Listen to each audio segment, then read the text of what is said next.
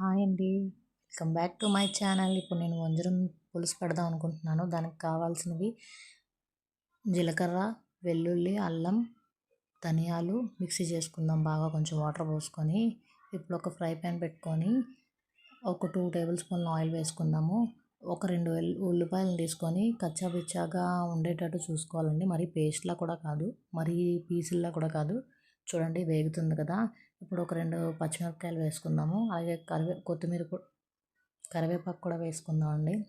ఇప్పుడు మనం పేస్ట్ చేసి పెట్టుకున్నాం కదా, ఆ ముద్దను కూడా వేసుకొని బాగా వేగించుకుందాము. ఉప్పు వేసుకోండి. ఉప్పు కారం వేసుకొని ఒక నిమిషం వేగితే వాసన పోతుంది. నేను ఆల్రెడీ చేపలకి ఉప్పు కారం పట్టించి పక్కన పెట్టానండి. ఒక 2 మినిట్స్ ఈ ముద్దను మగ్గిద్దాము. నూనె తేలిని చూసారా. ఇప్పుడు చేప ముక్కల్ని ఇందులో వేసుకుందాము. ఇదిగోండి, నేను ఉప్పు కారం పెట్టించుకొని పక్కనే పెట్టుకున్నాను చేప ముక్కలు. ఈ ముక్కల్ని ఒక 2 మినిట్స్ ఇలాగే ఒకవైపు ఉంచి మళ్ళీ ఇంకొక మూత తీసి మళ్ళీ అటు నుంచి ఇటు తిప్పితే ఒక సగం కుక్ అయిపోయినట్టే చేప పీసులు. చాలా బాగుంటుందండి, అలా చేయండి. ఇప్పుడు మూత పెట్టుకుందాము. 2 మినిట్స్ అయిపోయింది, తిప్పుకుందాము. కొంచెం నెమ్మదిగా తిప్పండి.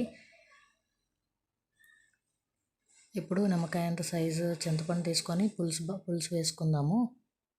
పులుసు తీసి పక్కన పెట్టుకున్నాం కదా, అది పులుసు వేసుకుందాము. చూడండి, పులుసు వేసుకున్నాను. ఒక 2 మినిట్స్ మగ్గనిద్దాము. కొత్తిమీర వేసుకుందామండి. చాలా బాగుంటుందండి, ఎవరైనా ట్రై చేయండి. ఇలా దగ్గరికి ఎముక పెట్టుకుంటే చాలా బాగుంటుందండి టేస్ట్. ఇలా ట్రై చేయండి ఎవరైనా. వంజరం చేపల పులుసు రెడీ. వేడివేడి అన్నంతో చేపల పులుసు వేసుకొని తింటే చాలా బాగుంటుందండి. పచ్చిమిరపకాయలు కూడా చాలా బాగుంటాయి అందులో ఉన్నవి.